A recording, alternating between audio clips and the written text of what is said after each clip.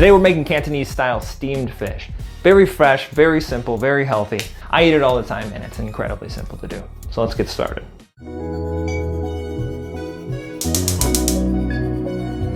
We are doing tilapia today and we are steaming it, but we're gonna need something to prop it up. So I'm going to use a couple of these green onions and a little bit of ginger to do that. I'm just gonna separate the green part of the green onions. I'm just gonna separate these into about 2-inch portions. These aren't really gonna do much more than prop up the fish, so I don't need to be too careful with cleaning these. We are gonna discard them afterwards.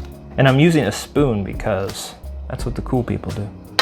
Onto a plate, we are adding our ginger and green onions.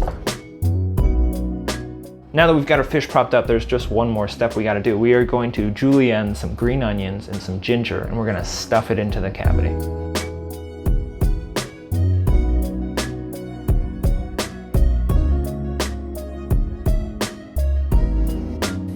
So now to the inside of this fish, I'm just gonna add about half of our julienne, ginger, and green onions. The ginger should get rid of some of that fishy taste when we're steaming. So we've got this nice steaming basket, but you really don't need anything that fancy. As long as you can get it propped up over some boiling water, you should be okay.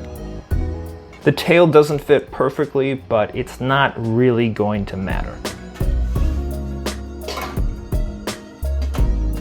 That's gonna go for about 15 to 19 minutes. So while that goes, we're going to clean our cutting board and we're gonna start preparing our sauce. We're gonna start by heating up 3 tablespoons of canola oil on medium heat. To that, we're adding 1/4 of a cup of low sodium soy sauce. We're adding 1 teaspoon of rice cooking wine. It's a faster method.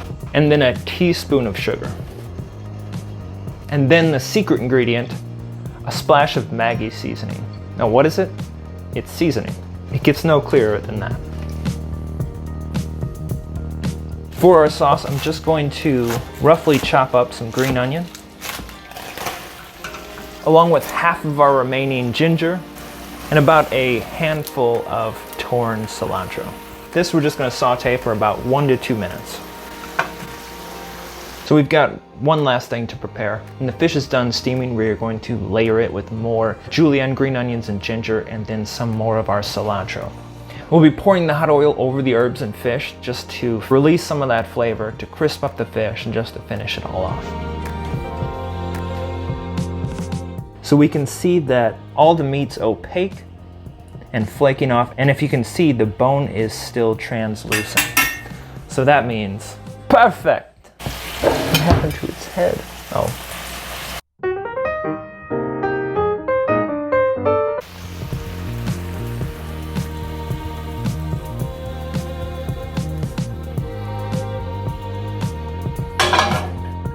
Should I heat up more oil?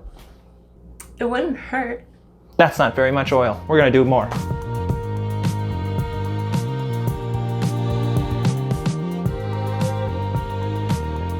And now we're ready to eat.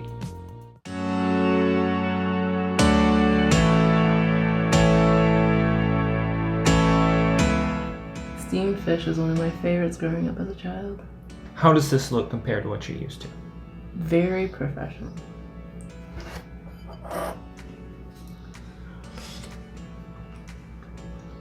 Mmm.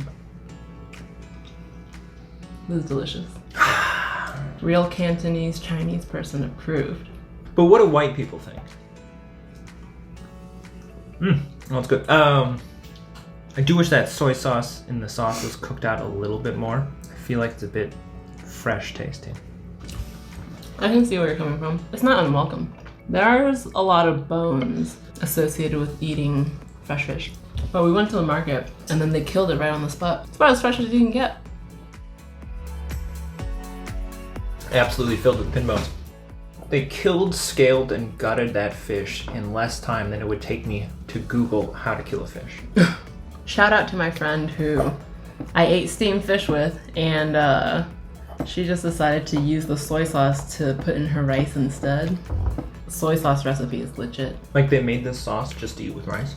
No. Like my dad made the steamed fish dish and I was gonna share it with her, But instead of going for the fish, she just went straight to the soy sauce and then just poured soy sauce all over her rice and ate it like that while leaving me to eat the entire fish.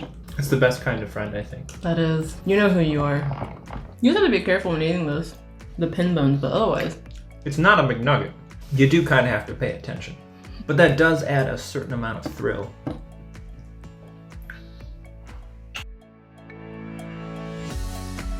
I can't believe I held on to it all the way there and back.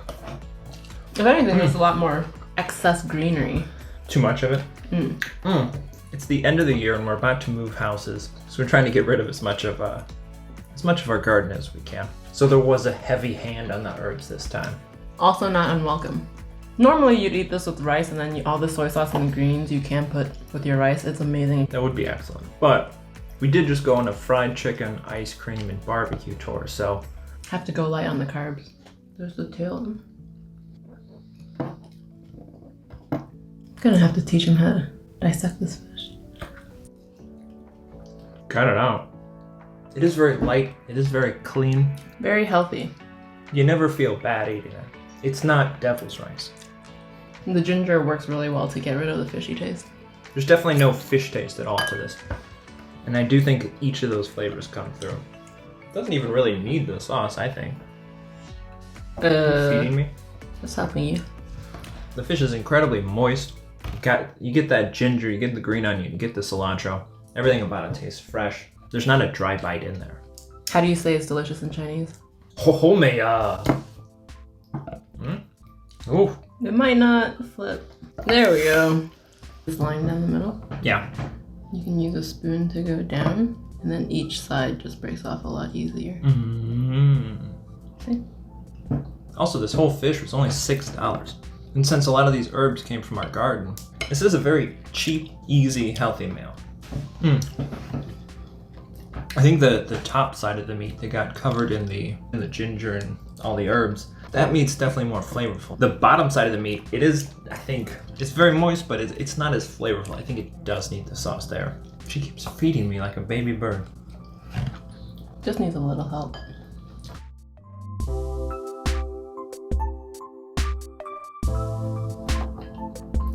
I'm okay. When we go to her parents' restaurant, this is what I get about 90% of the time. Mostly because I think they'll make fun of me if I get hot braised chicken every time. Try a bite with some green onion, it's so good. That was cilantro, but the green onion is even better. I've always avoided these. I thought they were just like spent. I've been eating them this whole time. No, I like the cilantro. That's why I showed him at the end. I keep throwing meat in my bowl to distract me while she eats all the good stuff. No, that cilantro is delicious. Little bits of ginger too. Ugh. It's like a nice little refresher. Actually, no, it's not. It's soaked in soy sauce. He doesn't know where to look for all the meat.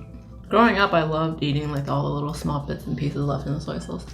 You've always been a fan though of like orphaned meat. Orphaned meat. Any meat that could be described as misk. Look at all this meat over here, see? Like, that's not worth fighting over. Side note, if you're too lazy to make the sauce from scratch, they do sell it bottled up from Lee Kum Kee. What's it called? Fish sauce. Not to be confused, with the Vietnamese fish sauce. Fish sauce, not to be confused with fish sauce. He was gonna discard the fin, but there's so much meat in here too. What the hell is... Something in there was filled with air. Who gets the eyeball? Is this actually edible? Yep. There's the pupil that you can't eat, but you can spit that out.